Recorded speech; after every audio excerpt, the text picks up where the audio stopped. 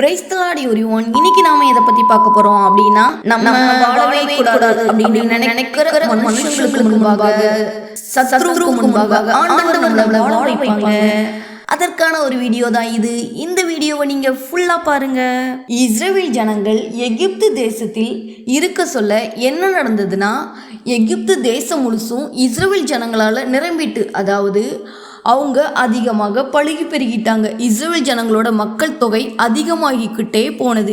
உடனே என்ன பண்ணுனாங்க, எகிப்து தேசத்தில் இருந்த ராஜா இஸ்ரவேல் ஜனங்கள் இப்படி அதிகமாக பெருகிட்டே போனாங்கன்னா அவங்க என்ன பண்ணிடுவாங்க அப்படின்னா, நம்மளுக்கு அகென்ஸ்டாக மாறிடுவாங்க, இல்லை இந்த எகிப்து தேசத்தை விட்டு போயிடுவாங்க, அப்புறம் நம்மளுக்கு வேலை செய்ய யாரும் ஆட்கள் இருக்க மாட்டாங்க அப்படி சொல்லிட்டு அந்த எகிப்து ராஜா என்ன பண்ணுவார் அப்படி சொல்லி பார்த்தீங்கன்னா, இஸ்ரவேல் ஜனங்களுக்கு சுமை சுமக்கிற வேலை, அதாவது கொத்தனார் வேலை மாதிரி வேலைகளை கொடுத்து அவங்கள அதிகமாக ஒடுக்குவாங்க.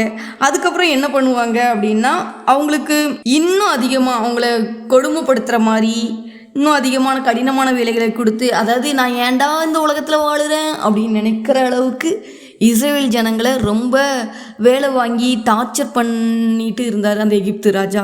அப்படியாவது இவங்களுடைய அந்த மக்கள் தொகை குறையும் அப்படி சொல்லி பண்ணினார். என்னதான் எகிப்தின் ராஜா இஸ்ரவேல் ஜனங்களுக்கு அகெயின்ஸ்டாக இவ்வளோ கஷ்டங்களை கொடுத்து அவங்க அதிகமாக அவங்களுடைய மக்கள் தொகை பெருகிவிடக்கூடாது, அப்படி பெருகிட்டுனா அது அவங்களோட பலமாக மாறிவிடும் அப்படி சொல்லி அவர் ஒரு பிளான் போட்டு அவங்களுக்கு நிறைய கஷ்டங்களை கொடுத்து பார்த்தார். ஆனால் நடந்தது என்ன தெரியுமா?